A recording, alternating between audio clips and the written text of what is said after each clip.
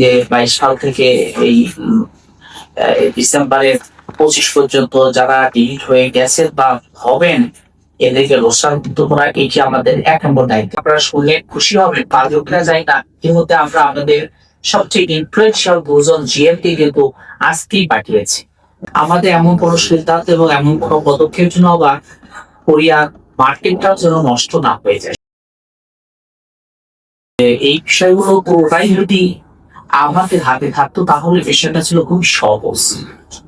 আবার এমন কোনো পদক্ষেপ এবং সিদ্ধান্ত আমরা নিতে পারি না বা আপনাদেরও পক্ষে আপনারাও মানবেন না। কালকে একজন ভাই বলছিলেন, এগুলা বলছিলেন যে আমাদের এমন কোনো সিদ্ধান্ত এবং এমন কোনো পদক্ষেপ যেন বা কোরিয়ার মার্কেটটাও যেন নষ্ট না হয়ে যায়, সেই কথাও আমাদের বিবেচনা করতে হবে। আমাদের খুবই ভারসাম্যপূর্ণ কথা আমরা নিজেরাও করবো, চিন্তা ভাবনাও করবো, আমাদের কাছে কর্মসূচি থাকতে হবে। ওরা যেহেতু এমপ্লয়ার, ফলে ওরা কিন্তু একটা সুবিধাজনক অবস্থানে আছে আর সেন্ট্রিং কান্ট্রি আমাদের পার্শ্ববর্তী আছে। এই কারণে আমাদের ওদের সাথে আবার এক ধরনের আমাদের ভারসাম্যপূর্ণ আচরণও করতে হচ্ছে।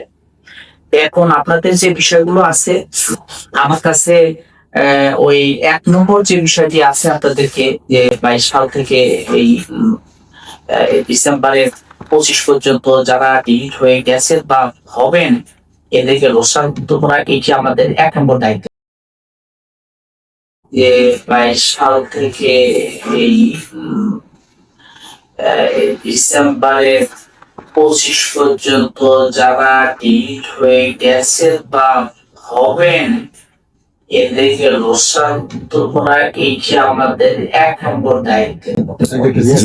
এই দায়িত্বটা কিভাবে ভারসাম্যপূর্ণ ভাবে গ্রহণযোগ্য ভাবে করা যেতে পারে এর জন্য আপনারা শুনলে খুশি হবেন, পালকরা যায় না ইতিমধ্যে আমরা আমাদের সবচেয়ে ইনফ্লুয়েন্সিয়াল দুজন জিএমকে কিন্তু আজকেই পাঠিয়েছি।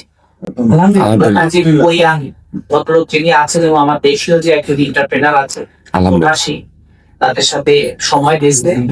আমরা 2টার সময় চলে গেছে তারা, যে এই বিষয়গুলো হচ্ছে ওনারা ওনাদের সাথে কথা বল যে কিভাবে মিনিমাইজ করা যায়, কিভাবে করা যায়।